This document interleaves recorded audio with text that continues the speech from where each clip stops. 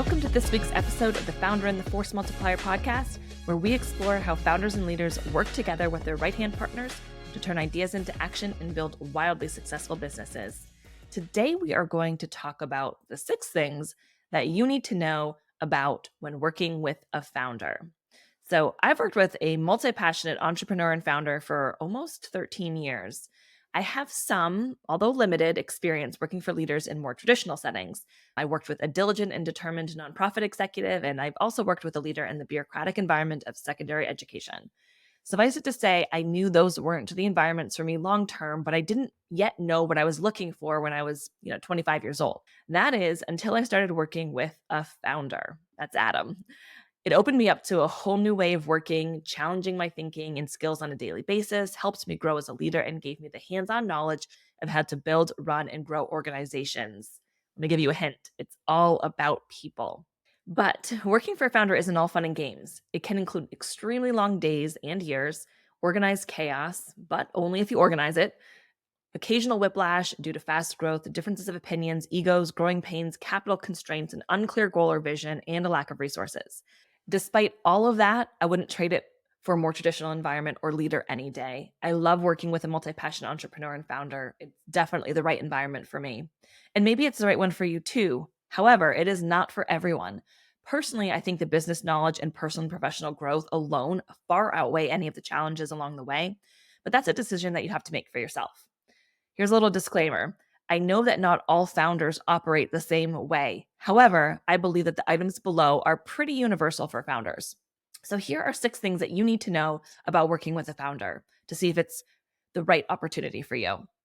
Number 1, they have an intensely clear vision that often no one else can see yet. They know where they are going, even if they haven't yet clearly communicated it yet or still have no idea how to get there. They just know that they will. They're extremely confident in the fact that they will get there. To them, the end result is crystal clear. The how is a bit more nebulous, and they are totally fine with that.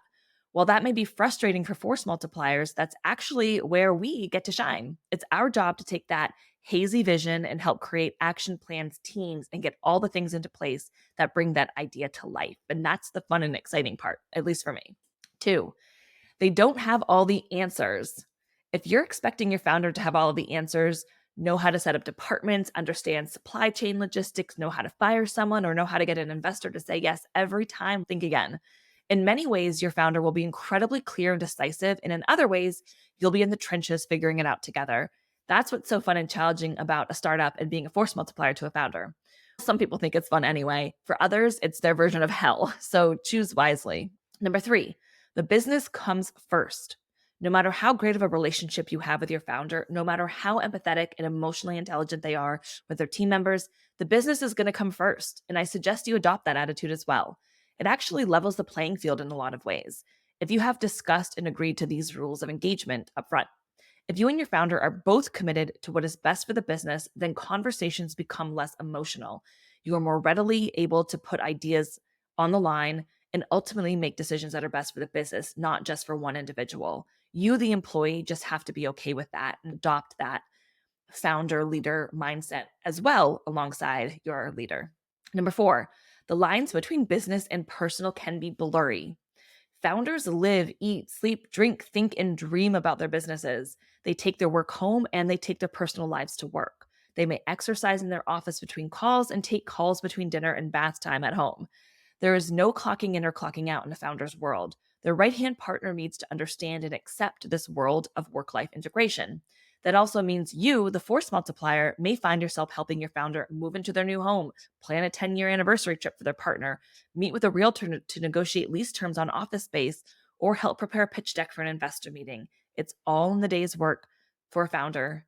It's all in a day's work for a force multiplier to a founder.